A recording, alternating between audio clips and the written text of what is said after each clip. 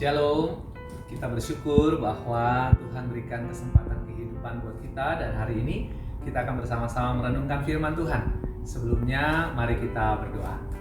Tuhan, terima kasih untuk berkat Tuhan bagi kami, untuk Krista Mitra yang menjadi tempat kami belajar bersama-sama. Hari ini kami akan merenungkan firman Tuhan dalam ibadah kami. Biarlah kasih Tuhan yang mengajar kami, memperlengkapi kami hari demi hari. Kami berdoa Roh Kudus menolong kami dan memampukan kami mengerti kebenaran firman. Di dalam nama Tuhan Yesus kami berdoa. Amin. Saya akan membacakan 2 Korintus 10 ayat yang ke-12. Memang kami tidak berani menggolongkan diri kepada atau membandingkan diri dengan orang-orang tertentu yang memujikan diri sendiri. Mereka mengukur dirinya dengan ukuran mereka sendiri dan membandingkan dirinya dengan diri mereka sendiri. Alangkah bodohnya mereka. Demikian firman Tuhan diberikan bagi kita. Ya, kita mungkin sering bangga atau bermegah atas banyak hal dalam kehidupan kita. Misalnya bermegah atas hasil kerja yang memuaskan. Ada ungkapan yang mengatakan kebanggaan orang kaya itu ada pada hartanya. Kebanggaan orang pintar itu ada pada hikmatnya, pada ilmunya. Kebanggaan orang benar itu ada pada Allahnya. Ya, setiap orang di antara kita pasti memiliki kebanggaan. Apa sih kebanggaan kalian? Apa sih kebanggaan kita? Apakah kita bangga karena punya ini dan itu?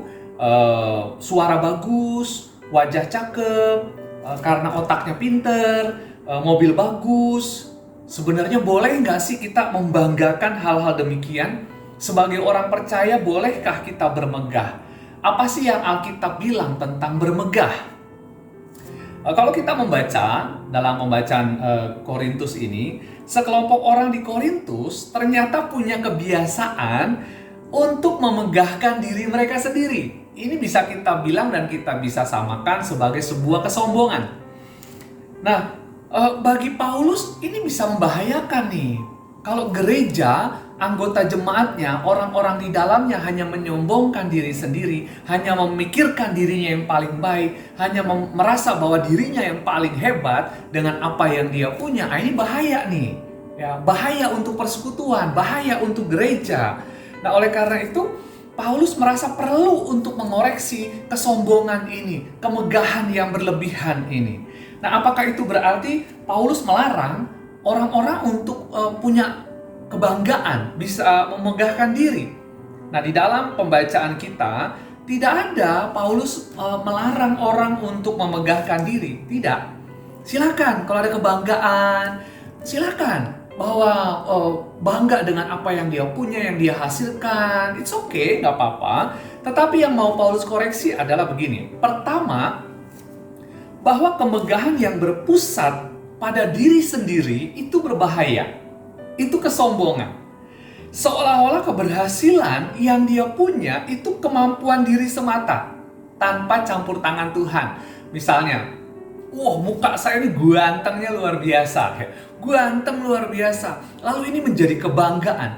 Kesombongan yang menganggap orang lain itu semua jelek. Padahal dia nggak melakukan apapun. Wajah yang dia punya itu berasal dari Tuhan, karunia Tuhan. Jadi pahami hal ini. Jangan lupa bahwa kita semua itu mendapatkan anugerah dari Tuhan. Hidup kita aja itu dari Tuhan. Apa yang bisa dibanggakan? Apa yang sebenarnya kita bawa gitu ya. Lagu-lagu yang terkenal itu kan mengatakan, ku tak membawa apapun juga ya, ketika lahir ke dunia ini. Gak bawa apa-apa. Kita tuh gak punya apa-apa. Kalau ada yang bilang, ya ini semua usahaku, aku punya mobil, aku punya rumah bagus, itu semua usahaku. Ya bisa benar ya, karena pekerjaan dan usaha. Tetapi kalau bukan karena pertolongan Tuhan, tidak mungkin bisa. Karena itu, hal pertama yang mau dikoreksi oleh Paulus adalah kalau kalian punya kebanggaan, berbanggalah karena hal yang baik, tetapi jangan jadi sombong. Itu semua berasal dari Tuhan. Hal yang kedua, kemegahan itu dilakukan dalam ketidakjujuran. Jadi yang terjadi di jemaat Korintus tuh begini. Sekelompok orang di Korintus itu bangga, bermegah karena keberhasilan jemaat Korintus yang bertumbuh. Ya, wah ini jemaatnya bagus nih, ini karena saya. Gereja ini jadi besar, gereja ini jadi terkenal, gereja ini jadi kaya raya, itu karena saya. Gitu ya. Seolah-olah mereka yang berperan dalam membangun jemaat. Padahal tidak demikian. Paulus mengatakan, hei kamu tuh nggak ngapa-ngapain.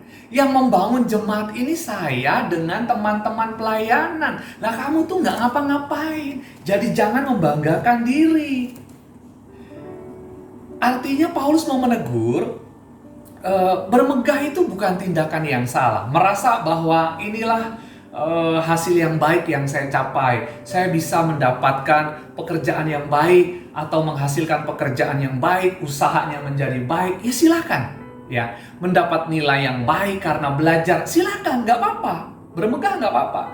Tetapi harus dipahami bahwa ketika mau bermegah, Paulus bilang hendaklah bermegah di dalam Tuhan. Campur tangan Tuhan itu ada, bukan karena sekedar prestasi kita. Ya, jangan merasa bahwa ini cuma saya yang berjuang nih, bukan. Jadi apalagi istilahnya itu plagiat. Ya, plagiat itu mengaku karya orang sebagai karya kita. Ini karya tulis yang bagus ini punya saya nih. Padahal kita cuma copy paste dari internet. Lalu ngaku-ngaku punya kita. Itu salah. Dapat nilai bagus, ya salah. Ada sebuah film yang menceritakan sekelompok anak muda di sebuah kampus universitas yang terkenal. Ya, ini sebuah film saja. Mereka selalu menjadi juara. Nilainya bagus-bagus, hebat. Ini anak-anak yang sangat pintar, terkenal karena nilainya yang nyaris sempurna. Mereka memang pandai, tetapi nilai yang nyaris sempurna. Kalau 10 maka nilai itu 9,5, 9,7, nyaris sempurna. Tetapi baru diketahui, walaupun mereka pintar, rupanya malam-malam menjelang ujian, hari menjelang ujian, malam harinya itu mereka ke kantor kampus, ya, lalu mencuri soal-soal ujian, lalu belajar dari soal itu. Ya pantesan bisa dapat nilai bagus karena mencuri soal-soal yang sudah dipersiapkan. Ini sama aja dengan kalau ada ujian nasional, di sekolah lain gitu ya, orang lain. Kalau mau ujian nasional itu beli kunci jawaban dulu supaya bisa lulus dengan nilai bagus. Lalu bangga, oh saya lulus dengan nilai yang bagus. Buat apa, kata Paulus? Itu bukan kerjaan kamu, itu nggak penting. Itu berbahaya karena kita merasa dan mengakui pekerjaan orang lain itu sebagai milik kita, usaha kita. Nggak ada yang bisa dibanggakan. Jangan mengaku pekerjaan orang lain sebagai pekerjaan kita. Nah, Tuhan itu tidak melarang kita punya kebanggaan. Silakan berbangga. Saya dapat juara, saya berhasil, bangga, boleh, ya boleh. Tetapi perhatikan ini. Pertama, lakukan dengan benar, bukan dengan perbuatan yang salah. Bangga dengan nilai bagus, bangga dengan nilai kelulusan, tetapi dengan cara yang benar. Ini yang pertama. Jangan mengaku pekerjaan orang lain sebagai pekerjaan diri sendiri. Kedua, kebanggaan itu, kemegahan itu jangan dipakai merendahkan orang lain. Sebab semuanya itu bisa terjadi karena diizinkan oleh Tuhan. Ketiga, pakailah hal-hal yang positif untuk membangun, untuk menolong orang. Kebanggaan itu baik kalau dipakai untuk menolong orang. Oh, kepandaian, ini saya orang pintar sekali. Tetapi dipakai untuk menolong teman-teman yang kurang mampu untuk bisa belajar dengan baik. Mengajarkan teman-teman. Dipakai untuk hal-hal yang positif. Yang keempat, jadilah teladan yang baik supaya kebanggaan itu menular. Ya, kebanggaan yang baik itu menular. Kita semua bisa menjadi baik, tetapi apakah kita bersedia menjadi baik? Itu harus datang dari diri sendiri, tidak jatuh dari langit. Kita yang harus mengupayakannya. Dan bermegah itu membuat kita juga bersyukur. Sebab Kebanggaan itu datang dari Tuhan, dipakai untuk kemuliaan Tuhan, dipakai untuk menolong orang-orang di sekitar kita. Banggalah dengan pekerjaan sendiri, berjuanglah untuk pekerjaan sendiri, dan berusaha bersama dengan Tuhan, mengucap syukur karena Tuhan sudah memberikan yang terbaik. Belajar untuk menjadi yang terbaik, supaya kita bisa menunjukkan hasil yang baik dari apa yang kita kerjakan, bukan karena pekerjaan orang lain. Amin. Mari kita berdoa. Tuhan, terima kasih untuk hari ini kami diajar untuk mempersiapkan diri agar dapat berkarya dengan baik. Kami melakukan tanggung jawab kami dengan baik. Kami tidak mengaku pekerjaan orang lain sebagai milik kami. Kami mau belajar untuk berjalan bersama dengan Tuhan sehingga semakin memahami bahwa apa yang kami kerjakan, yang bisa kami banggakan adalah apa yang kami persiapkan bersama-sama dengan Tuhan. Ajar kami juga untuk melakukan pekerjaan yang baik agar dapat memberikan yang terbaik bagi orang-orang di sekitar kami. Terima kasih ya Allah, terima kasih untuk Krista Mitra, tempat di mana kami dapat terus belajar mempersiapkan menjadi anak yang baik, pribadi yang lebih baik, dipimpin oleh Tuhan dan diberkati oleh Tuhan. Berkati juga guru-guru agar mereka dapat menolong kami untuk belajar dengan baik. Terima kasih ya Allah Bapa, kami menyerahkan semuanya ke dalam tangan Tuhan. Biarlah damai sejahtera Allah melingkupi kami semua hari demi hari. Di dalam nama Tuhan Yesus kami berdoa. Amin.